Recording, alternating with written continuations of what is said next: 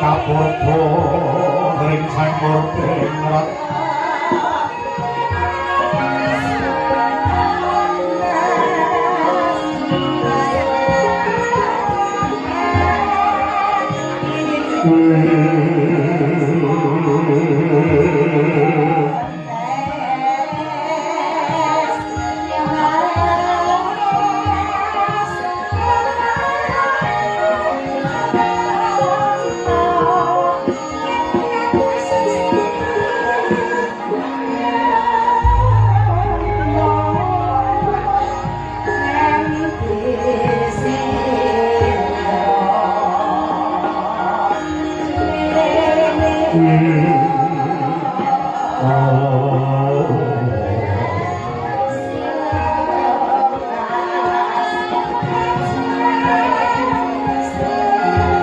sahanan ingkang ningkanang sehing kasih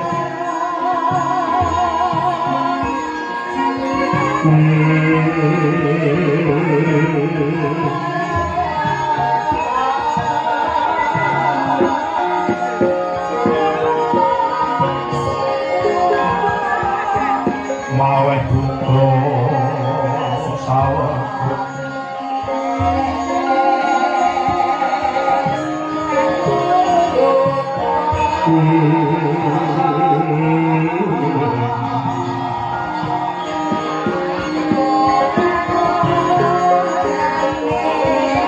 masih ring delahan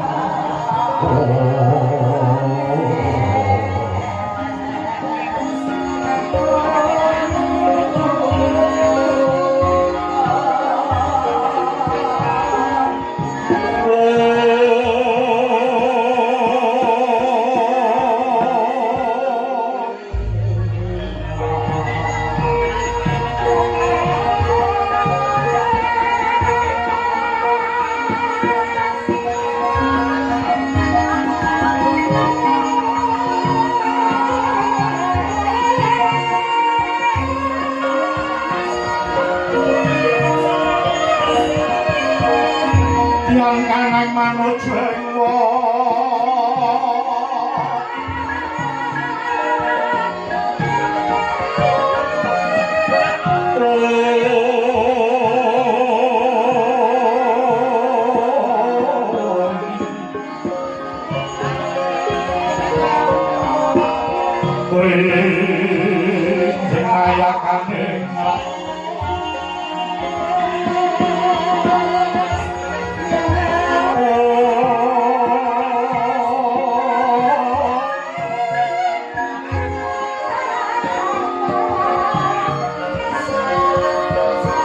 Puteng marat kuto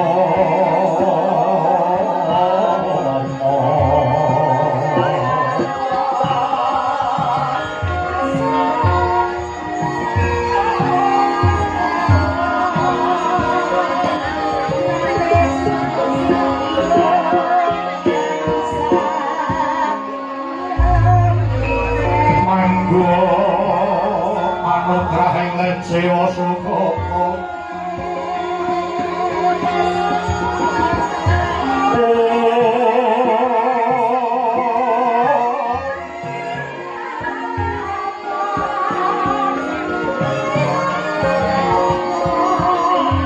Panggus mino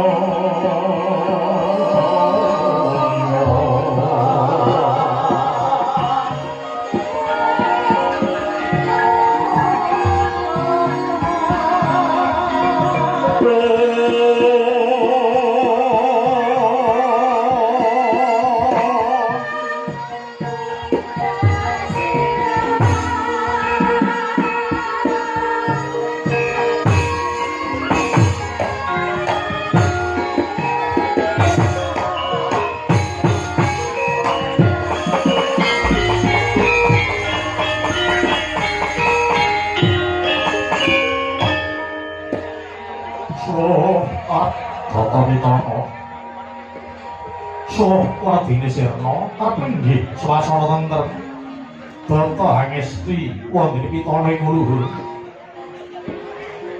sirna anamala kahanane jagat tentrem lamun kita hangesti marang luhuring budaya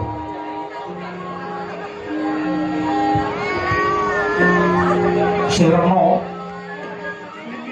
mahanani tentreming swasana aruning budaya dhateng kuciwa teka kasusara dumugi manca inggih Kurawa ugi ngrembaka ngejawa kinarya tuladha sarana piwucal kawruh utama sinebat inggih calabet ngemu piwucal dumateng kawula ingkang samiya ngampal dhateng mokal isi piwucal jumbuh kelawan akal hangajap rukun tuwing manunggal watak nakal pantes den bucal jegal jinegal sirna ngaprapal pelabete nimpal dening ageng ngamal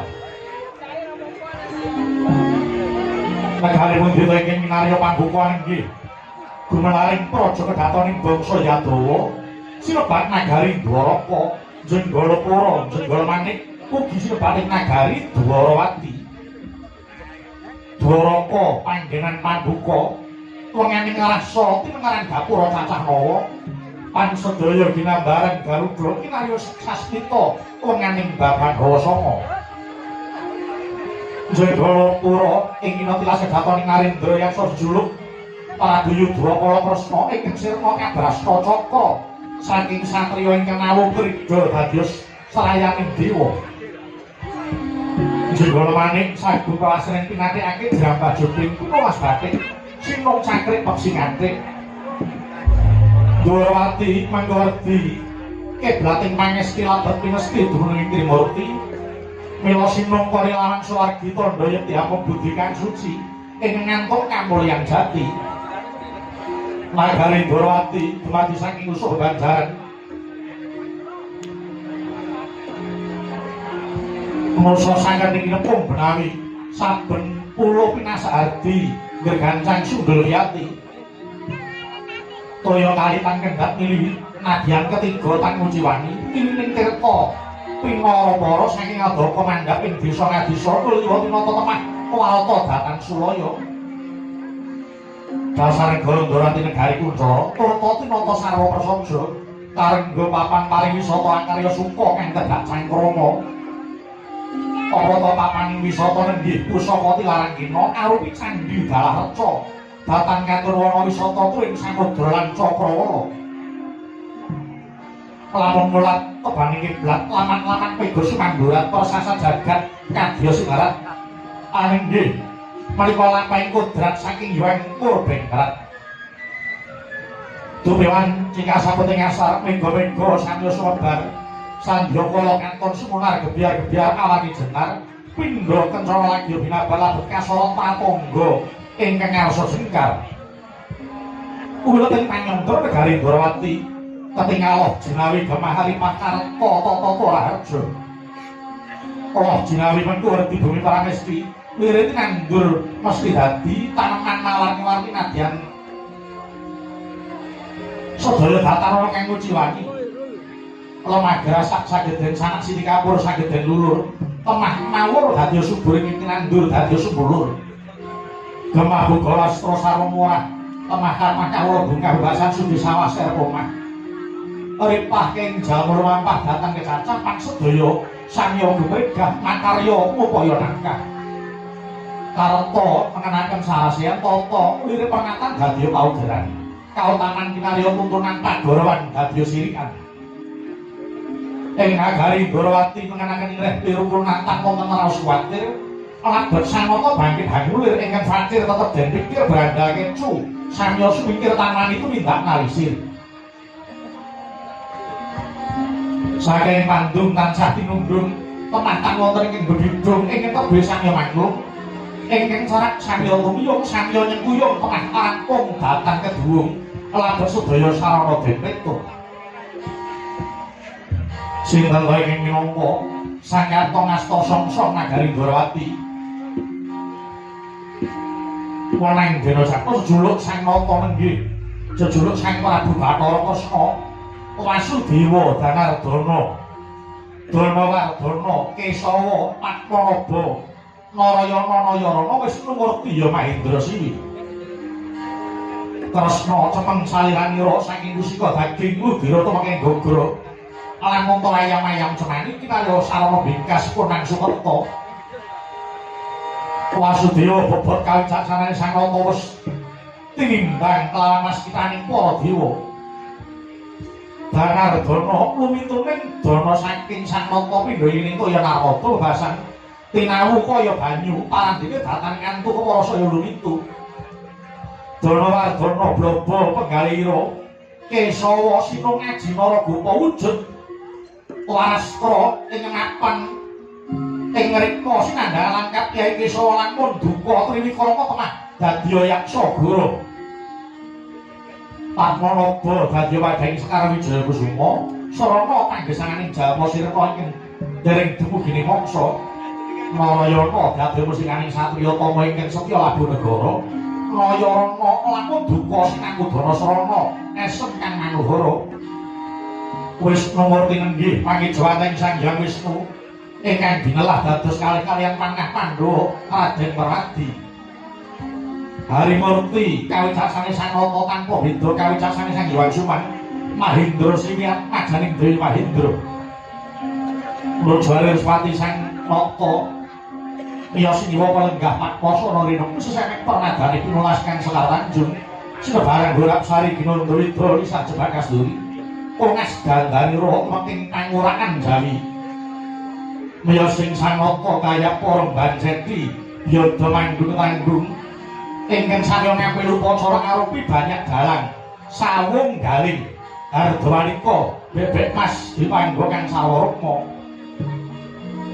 Sirna kamanuksane Sang Nata Prasasat Bathara Wisnu ngejawantah hayat Gorapsari begambar hambat barang Sang Yusmewa wiwit paningrat dumugi jawining Kori Brajanala kebegan wadya kang nggantung siba sinentai parang marak mangayun lah prikata warnanira Sentana Irasena Pati Nagari Ndrawati wingking saking garba rucine kasih Raden Harya Suryaki datang kantun pasibani warangka Patih Nagari Ndrawati nenggih Patih Udawa sawetawis Lendheng Prabu Kresna nampi dhateng Pratanira ingkang Araka Narendra Mandura Prabu Baladewa Sigra Sangker Swamanung Brahma ingkang katemben Melati.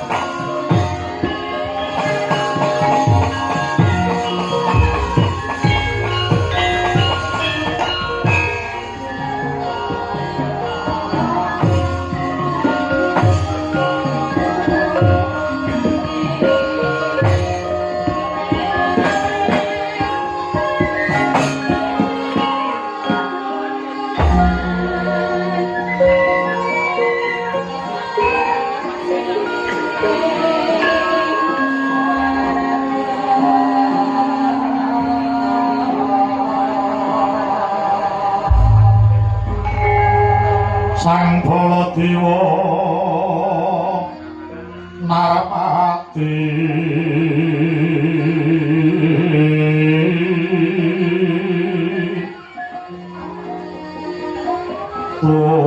Tuwin Nareswara Kresna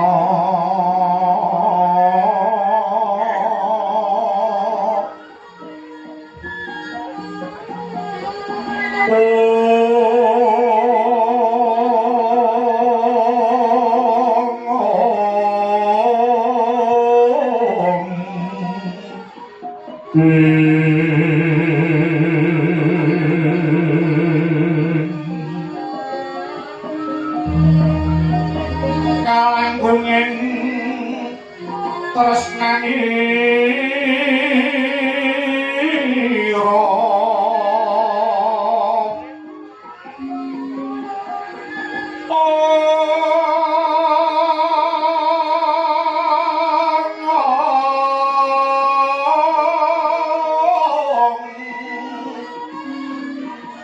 marang dia panon Cinawi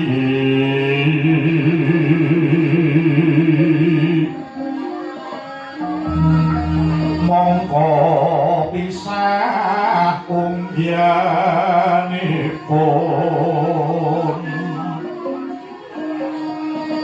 mila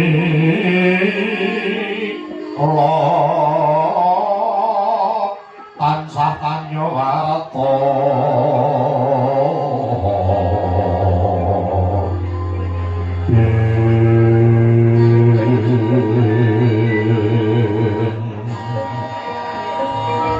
Wau Sri Narendra kalih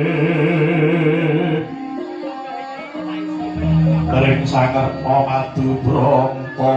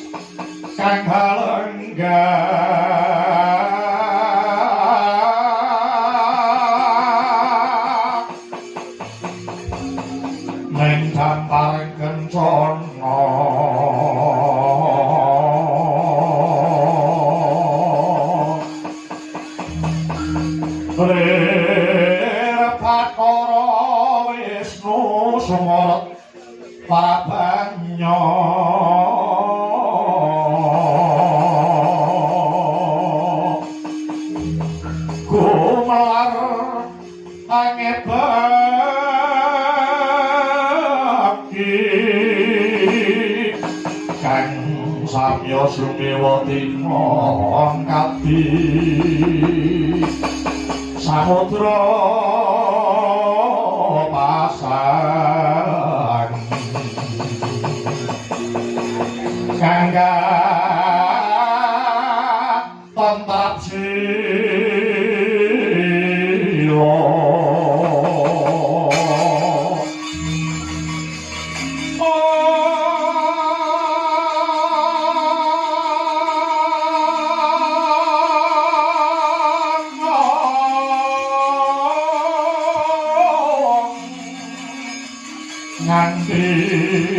sila ingkang sabda pangandika sang bupati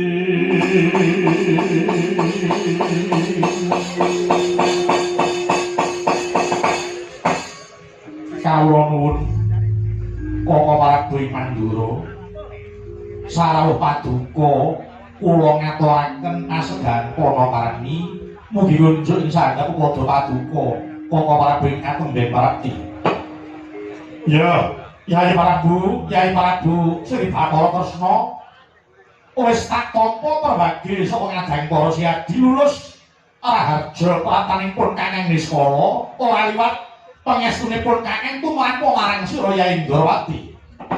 Kawula ninggih Koko Prabu kacadhong tangan kekalih kula pundhing mestaka mugi dadosa jimat taripih Koko Prabu. Kawula nuwun Koko Prabu semanten ugi paduka kula setyaki ngaturaken sungkem pangabekti wigunjuk wonten sandhap padha paduka Kanjeng Koko Prabu Mandura. Ya Yai Setyaki wis tak tampa sembah pangabektimu Yai.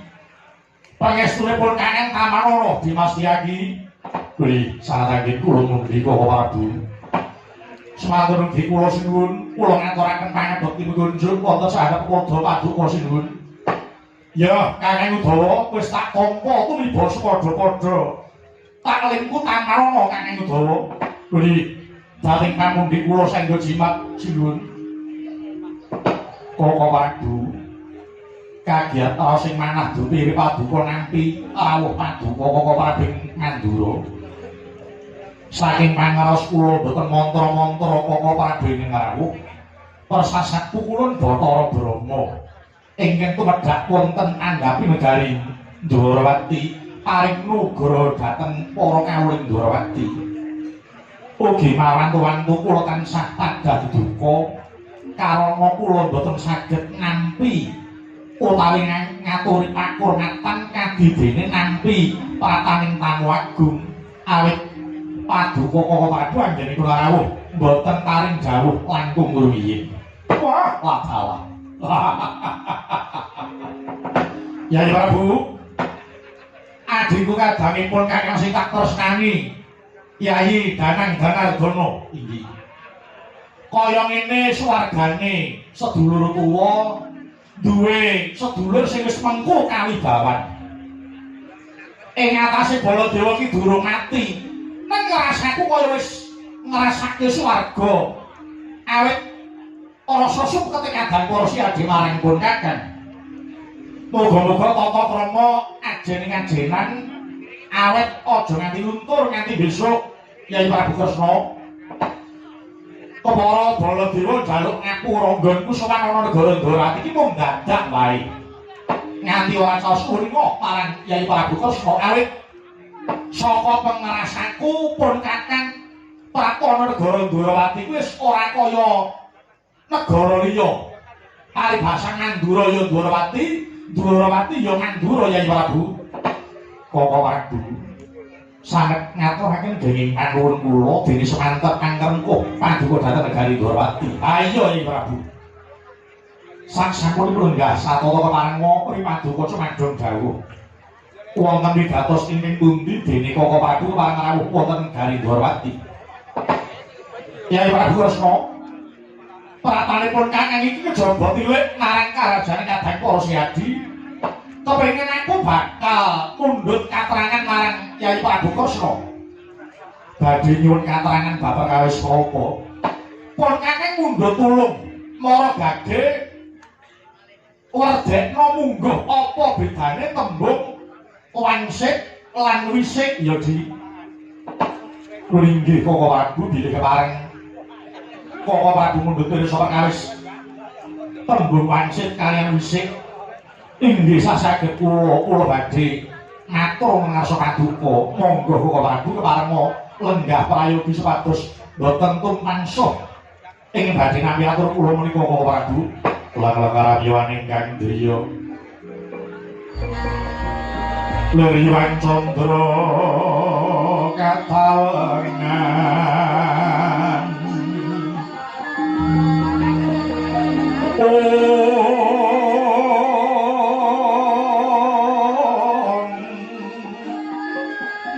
Sumo endasan katuritan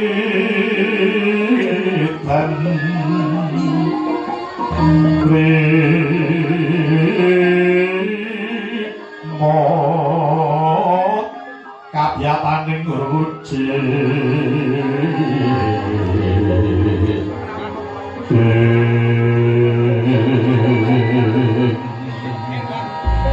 para mendriya manawung kabung Hyang Wisesa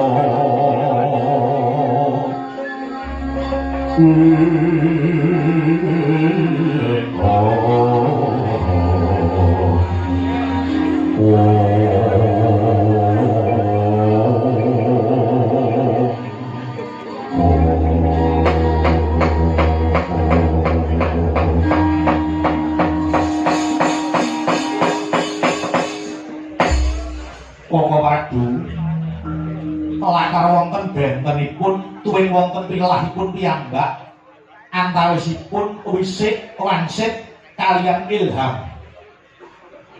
Kepara aku kandhanono wisik wangsit terus disusul ilham kuwi piye karepe? Ingkang sinebat wisik menika sadaning pangeran ingkang lumantar ulanging guru kanthi adhedhasar suraosing kitab suci. Wisik Gusti menika tansah nenuntun manungsa dhateng marganing kautaman ingkang tegesipun paring pituduh dhateng margi ing hanjep dhateng tindak tanduk ingkang utama menika sinebat wisik. Lah saiki nek wangsit ki apa, Dik? Dene wangsit menika sadaning pangeran lumantar ulanging Sang Roh Suci ugi saged lumantar pasupenan utawi sabawa lembah ingkang tinampi sakodating kaweningan. Mila wangsit kala wau namung saged katampi dene manungsa ingkang gentur tapa bratanipun ingkang sampun wening pancandriyanipun sarta semeleh raosipun Koko Prabu. Lah saiki nek ilham dene ilham menika tuntunaning Gusti lumantar kahanan utawi lelampahan ingkang dipun sumerpi tuwin dipun raosaken mekaten Koko Prabu menggah pangertosan tembung wisik wangsit saha ilham.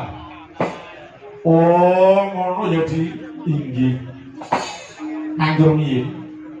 Toko janur gunung kadingaren Koko Prabu kepareng mundhut pirsa pakawis wangsit tuwin wisik menapa wonten bab ingkang tasih sinambi ingkang madhepokan kaliyan wisik tuwin wangsit kala wau. Bener, Yai Prabu. Tak kandhani ya Di. Mau bengi pun kakang iki ngimpi utawa nyupena. Katon ana pangimpen ana cahya ingkang sumenar hanalai gedene sak buluk-buluk cacahe ana 3. Tak sawang cahya mau cumlorot tumibane ana ing pasarean Astana Gadamadana. Yai Prabu, pun kakang krungu saka Nindra rasaku kepengin banget mertinjo marang Astana Gadamadana pasareane para leluhur. Monggo sekawit pun kakang ya durung ana rasa kepengin marang Astana Gadamadana nang bareng ngimpi kuwi mau. Impen kuwi perlambang apa ya Di? Lho Koko Prabu. Pasupenan paduka sami kaliyan sasmita ingkang kula tampi Koko Prabu. Yai Prabu entuk sasmita apa? Sasmita ingkang kula tampi inggih kadhawat resik pasareaning para leluhur ingkang sumari wonten ing Astana Gadamadana. Awit ing mangke Gusti Kang Nyipta Jagat badhe matedhakaken kanugrahan arupi wahyu cacahipun wonten 3. Angka sepisan wahyuning Kamong ingkang sinebat wahyu purba. Angka kalih wahyuning Ratu ingkang sinebat wahyu sejati. Angka 3 wahyuning Wadahing Wijiratu. Menika Koko Prabu kanugrahan ingkang badhe tumedhak wonten ing Astana Gadamadana. Wah, ya jagat Dewa Bathara. Saiki wahyu cacahe pirang-pirang ya Di. Monggo nalika aku biyen sinau iki gajeke wahyu iki mung Cakraningrat karo Mangkuda Rama. Ning saiki kok akeh wahyu sing tumiba ya Di. Menika nanginipun paduka pinaringan sasmita kaliyan Gusti Kang Nyipta Jagat lumantar pasukenan kala wau. Ah, yen ngono ngene Di. Kaya luwih prayoga yen pun kakeng lan siadi daya-daya prapta Astana Gadamadana gayuh wahyu iki mau Yai Prabu. Langkar mekaten nuju ing anak kula Koko Prabu. Ning wahyu niki enek 3 lho Di. Inggih. Monggo awake dhewe mung wong loro. Ora kurang 1 lho. Koko Prabu. Minangka jangkeping 3 Kang Rayi Bratajaya utawi Kang Rayi Sembadra kemawon prayogi kadawan derek. Oh, ngono? Inggih. Sembadra didhawuhi derek Di. Inggih oh ya. Aku sarujuk sapa ngerti nadyan wanita ning uga piniji dening Gusti Kang Nyipta urip ketrima napa wahyu ingkang bakal tumurun Yai Prabu.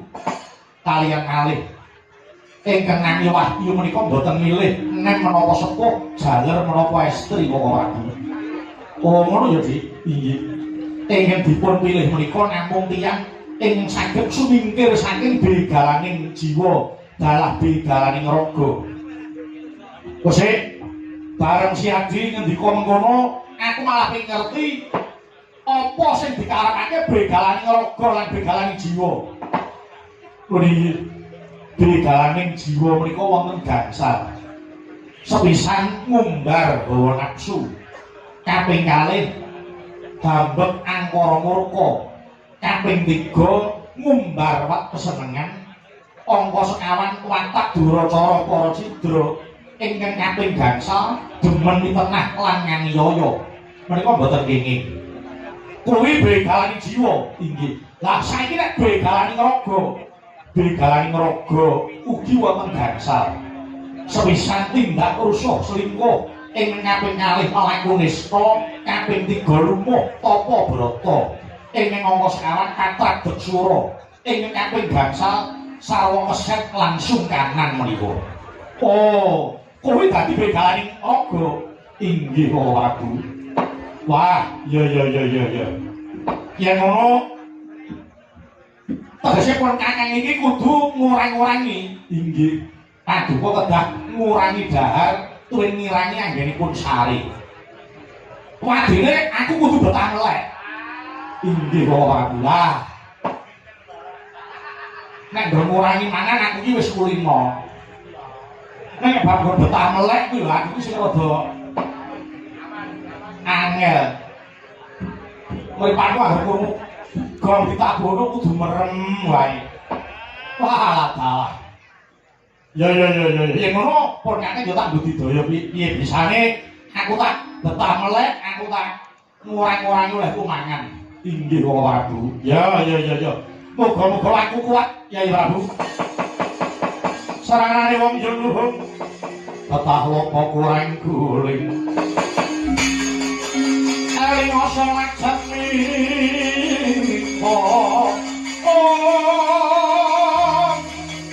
yen racana kudu manis boleh sengsem sasomo samane manungsa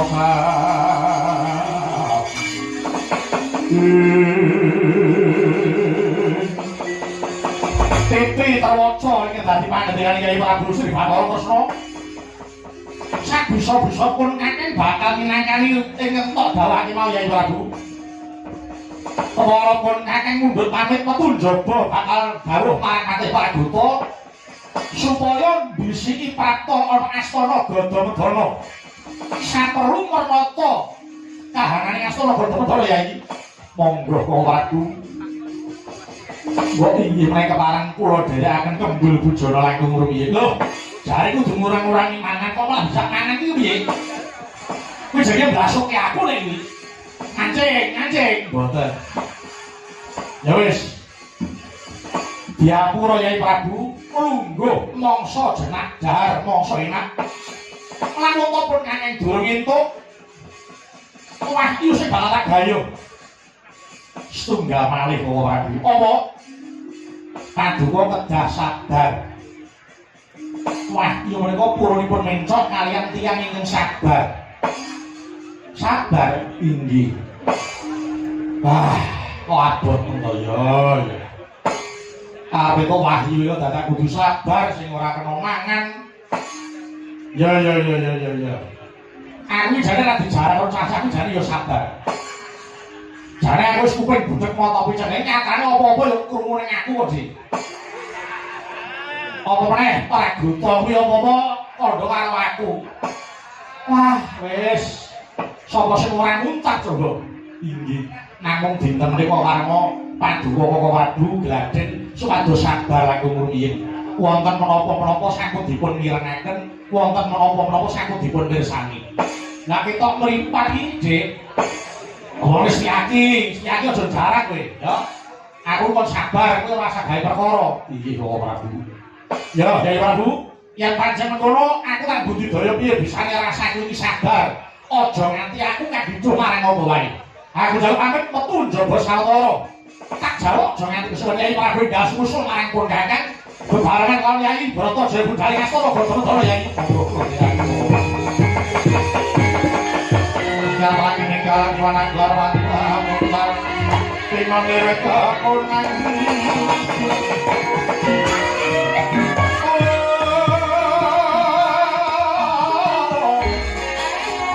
Jalan satetan padeng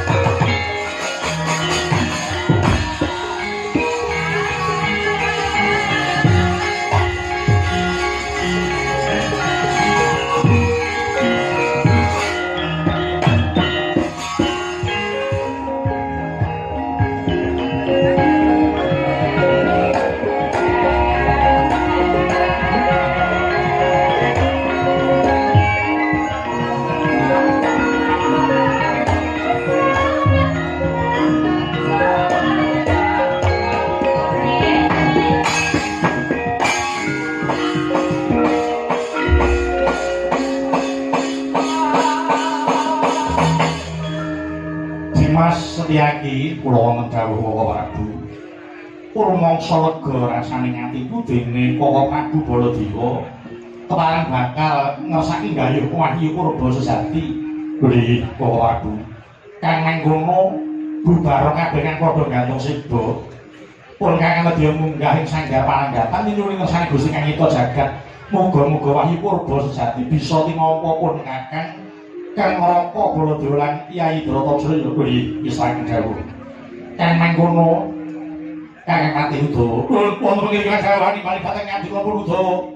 Bubarna kabeh kang padha gantung sida ing sumedya munggah marang sanggar palagatan Rama mriki. Yen to saguh aja balinjani kang dadi upaya kuwi. Srika